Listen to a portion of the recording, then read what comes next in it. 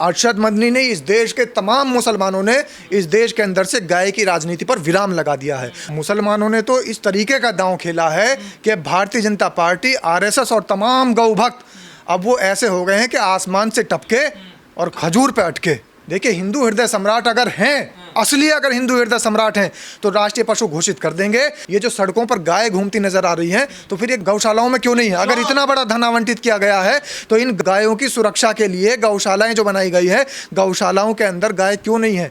फिर सड़कों पर पन्नी प्लास्टिक खाने पर क्यों मजबूर हो रही है? देखिए, पहली बात तो राष्ट्रीय पशु घोषित करने की मांग करी गई है, और देश के अंदर अगर कोई पशु विवादित है और किसी पशु की वजह से अगर नाजायज़ खून बहाया जा रहा है, बेगुनाहों का कत्लेआम हो रहा है, जाहिर सी बात है कि भाई उस पशु को राष्ट्रीय पशु घोषित कर देना चाहिए। तो उसकी सुरक्षा के चाक चौबंद इंतजाम हो जाएंगे और पूरे व्यवस्थित तरीके से जब राष्ट्रीय पशु हमारा घोषित हो जाएगा तो फिर चारों तरफ से किसी की आंख उठाने की जरूरत नहीं होगी। और इस मांग पर सरकार की तरफ से भी कोई जवाब नहीं आया। देखिए, सरकार अब क्यों नहीं जवाब दे रही है? क्योंकि सरकार का बहुत बड़ा एक व्यापार चल रहा है। जो हमारे देश से बीफ का एक्सपोर्ट हो रहा है विदेशों के अंदर, उन कंपनियों के मालिक कौन हैं? आप देखिए, अल कबीर के मालिक कौन हैं? ये सब्बरवाल जी कोई मुसलमान तो है नहीं। आप देखिए, जितने भी अलबैक कंपनी के मालिक कौन हैं?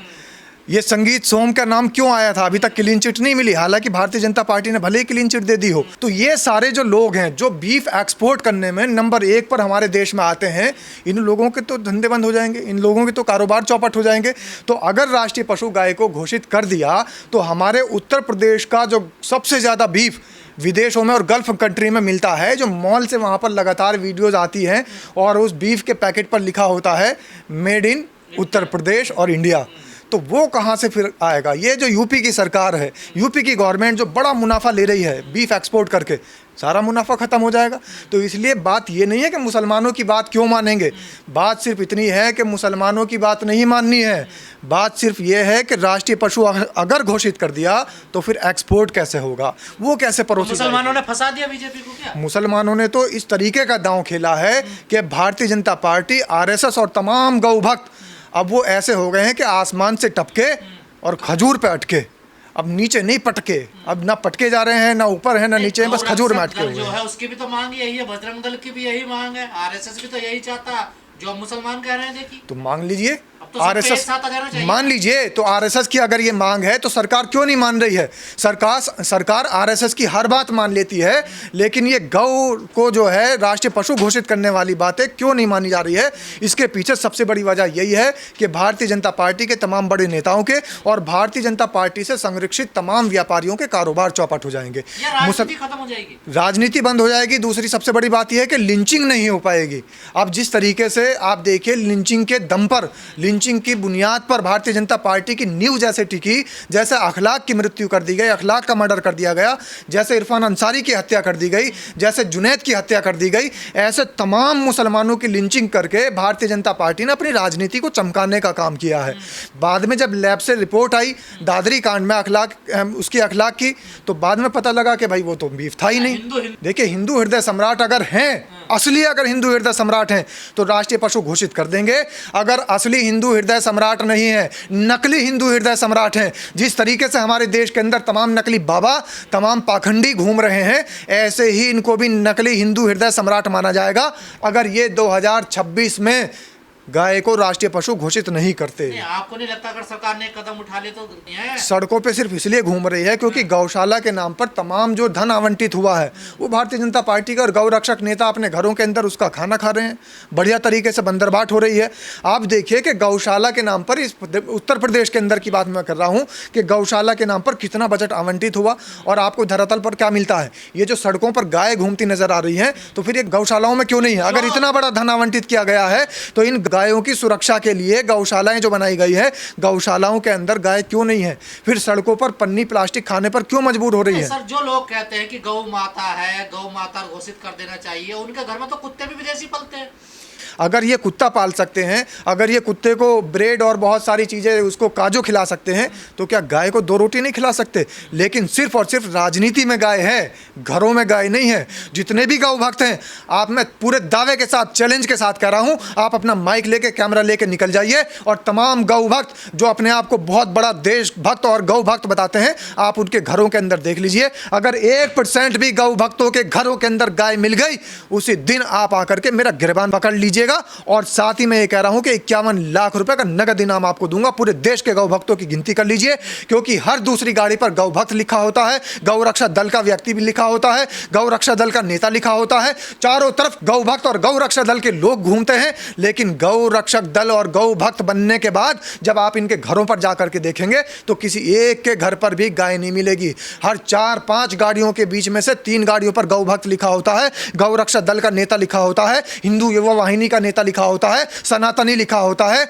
बजरंग बली की आधी वाली आक्रामक वाली तस्वीर लगी होती है, जय श्री राम का नारा का उद्घोष लिखा होता है। लेकिन जब देखेंगे इनके घरों पर जाकर के तो गैया नहीं मिलेगी, वहां पर कुत्ते मिलेंगे। अरे आपके प्रिय नेता शाहनवाज हुसैन कह रहे हैं कि ये बड़ी चाल है, पशु कह रहे हैं, देखिए ये गौ माता है।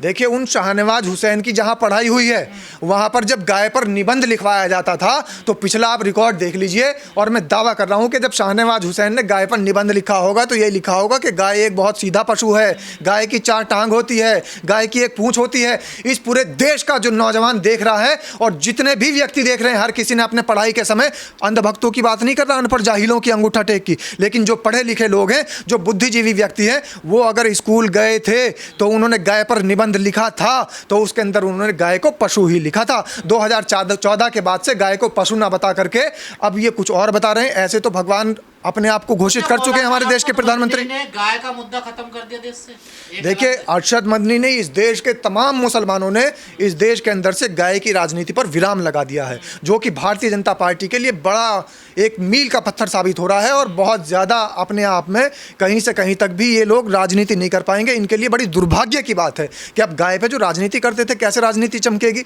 अब जो ये ध्रुवीकरण का काम करके वोट बांट लेते थे और वोट बटोर लेते थे एक समाज का, अब कैसे वोट बटोरेंगे।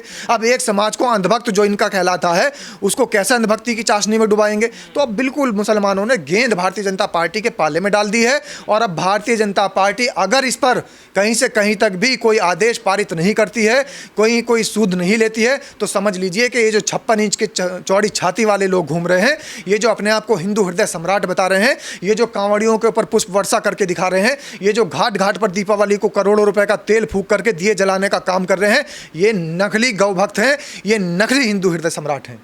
देखिए, ये सिर्फ और सिर्फ इन्होंने राजनीतिक मुद्दा छेड़ा है और ये इलेक्शन खत्म हो चुके हैं, इसलिए ये मुद्दा पनपा है। वरना इस मुद्दे को खत्म करने के लिए कुछ और हो जाता, नया षड्यंत्र हो जाता। 14 साल बाद काट सकते हैं हम गाय को, 14 साल की जाएगी। इससे पहले आपने देखा होगा कि भारतीय जनता पार्टी के वरिष्ठ नेता ने ये कहा था, और वो भी हमारे उत्तर प्रदेश के लिए कहा था कि गाय आप खा सकते हैं, लेकिन गाय कौन सी होनी चाहिए, मिथुन होनी चाहिए। अब गाँव के अंदर भी जो है, गायों के अंदर भी प्रजातियां देखकर खाने की बात होगी कि भाई इस प्रजाति की गाय आप खा सकते हैं, लेकिन नाम तो यही आएगा गाय। कौन सी प्रजाति की, मिथुन प्रजाति की गाय, वो खाई जा सकती है।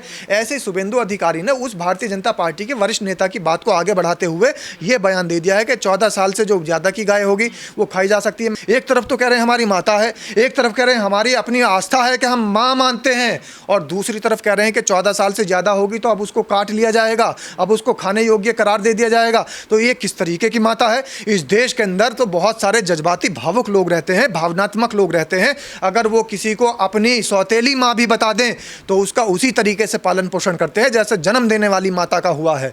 हमारे देश के अंदर तमाम जो भगवान रहे हैं उनको पालने वाली माता अलग थी, जन्म देने वाली माता अलग थी। यदुवंशी समाज के लोग भगवान श्री कृष्ण की अगर गाथा पढ़ते हैं तो वो भी जानते हैं कि पालने वाली माता का भी कितना सत्कार होता है और जन्म देने वाली माता का भी कितना सत्कार होता है। और अगर तुमने किसी को माँ बनाया है तो 14 साल बाद उस माँ को आप बेच नहीं सकते।